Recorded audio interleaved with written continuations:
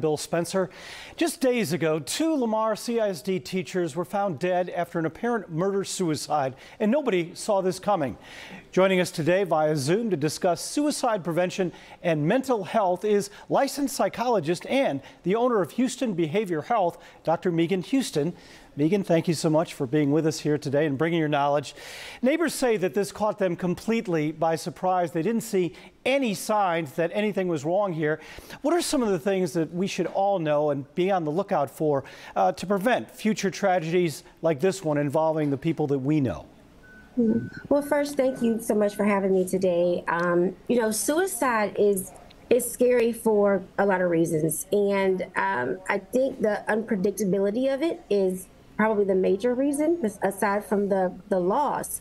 So, people only will allow you to be as preventative as possible, but there are signs that we can look out for. If you find that someone is talking about suicide and expressing feelings such as, they're feeling hopeless or trapped, or they're feeling like a burden to other people, or they're expressing thoughts of wanting to die or kill themselves, take those very, very seriously. Someone that might be contemplating suicide might show sudden behavioral changes, such as withdrawing from social activities or isolating themselves from others, maybe some increased alcohol use or recklessness, giving away possessions.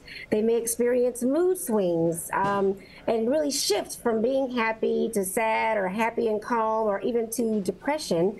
And sometimes they report experiencing feelings of worthlessness or guilt.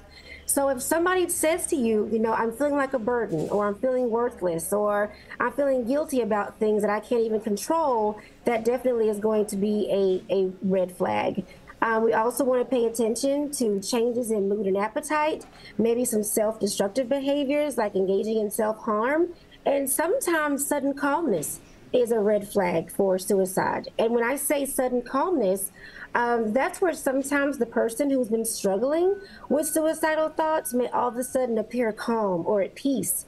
And that's not necessarily a good sign, because that could mean that they've made a decision that they're going to end their life. And so now they're okay. So again, any drastic changes in behavior, we really, really want to pay attention to with our loved ones. Hey, and let's not forget the children here. Remember, these people were both teachers who had students that are being affected by all of this. What advice would you have for the parents of those kids? What should they be telling their children about all of this?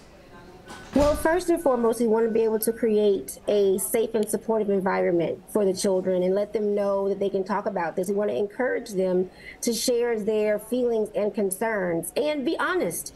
We want to be honest and yet age appropriate. So, we can answer questions truthfully. We want to avoid being graphic, but we definitely want to be able to have those conversations with them and validate their emotions. Let them know it's okay to be sad or confused or angry about what they may be feeling. So we want to definitely validate that and encourage them to ask questions.